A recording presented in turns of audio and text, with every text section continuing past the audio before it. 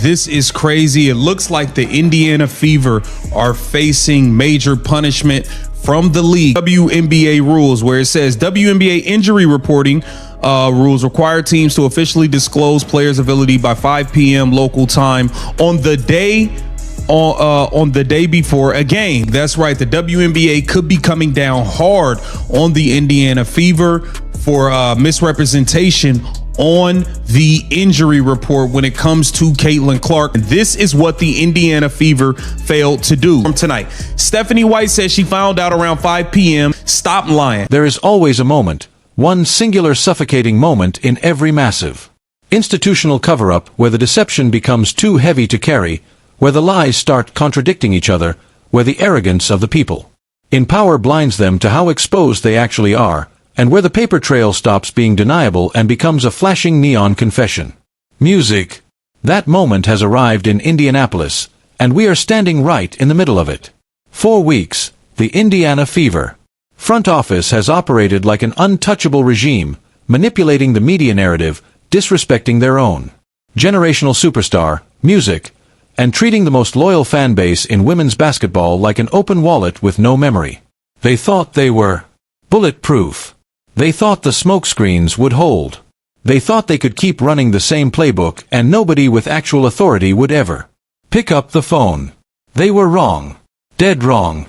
Because the WNBA league office is no longer looking away, the investigators are no longer taking their calls, and the Indiana Fever are now staring down what could be the most severe and unprecedented punishment this league has ever handed to a franchise. If a player's participation is affected by an injury, illness, medical condition, or rest, teams must designate a participation status and identify the exact reason. We have officially hit the catastrophic climax of the 2026 season in Indianapolis. And we are ripping every door off every hinge today. We are combining raw fan outrage with the cold, precise language of the WNBA collective bargaining agreement. And what that combination reveals is nothing short of a calculated, legally precarious scheme.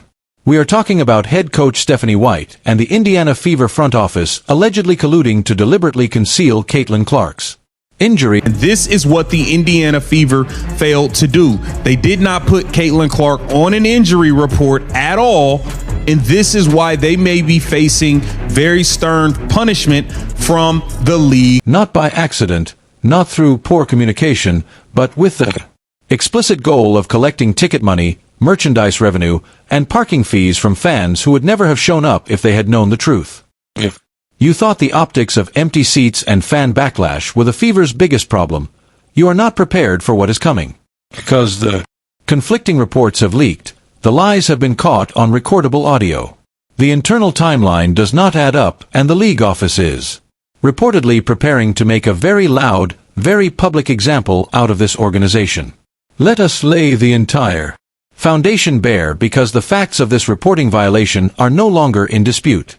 The WNBA collective bargaining agreement is explicit. Franchises are required to submit full injury, illness, and rest designations to the league office no later than 5 p.m. local time on the day before any scheduled game. That rule exists for 3 specific reasons.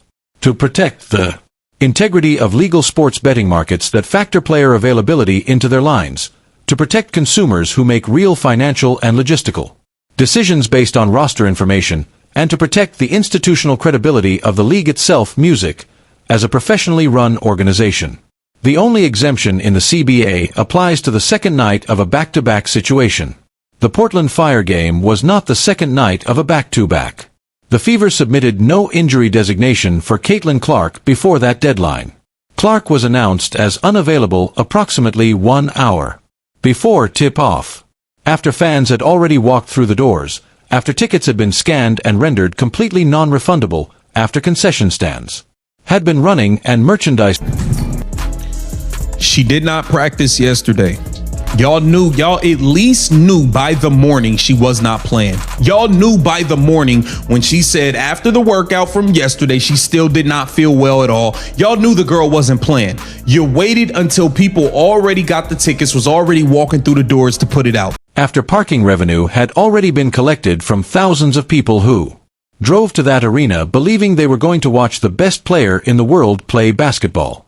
That financial music sequence, the precise order in which money changed hands relative to when the disclosure was finally made.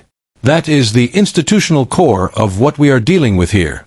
And that alone would be damning enough to force real consequences. But what happens next is music. What transforms this from a documented reporting violation into something that enforcement bodies treat with an entirely different level of seriousness? Because after the timeline collapsed and the questions started coming, what the Indiana Fever organization allegedly attempted to do was construct a post hoc explanatory narrative. A story built after the fact designed to make the sequence of events look routine and innocent. And that story cannot survive even basic internal consistency review. It falls apart the moment you line up the statements against the timestamps. It falls apart the moment you compare what was said publicly against what the league's own records show. That is where we are. That is what is sitting on the desk of WNBA investigators right now. And that is what we are about to break down completely. Then Stephanie White walked to that post-game podium, and in one statement she blew the whole story up from the inside. When reporters pressed her on Clark's absence, White told the assembled media directly, "Music." She woke up with some soreness. "She is healthy and we are not managing." Clark woke up with some soreness, and now look, she's healthy. We're not managing anything. Wait a minute. Before, he just said right here, a strategic management plan. Statements next to each other, and look at what you're holding. The organization's own credentialed beat reporter, sourcing directly from within. The franchise, music, characterizes the decision as a strategic management plan, a term that implies advanced planning and organizational knowledge. The head coach minutes later states on the record that the player is healthy and that the organization is not managing anything. You cannot have a strategic management plan for a player your organization is simultaneously describing as healthy and unmanaged.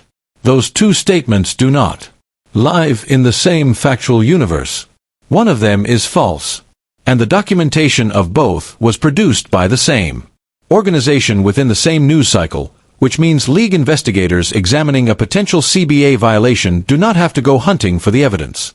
The Fever's own communication apparatus handed it to them already assembled. But the press conference kept going. "Steph,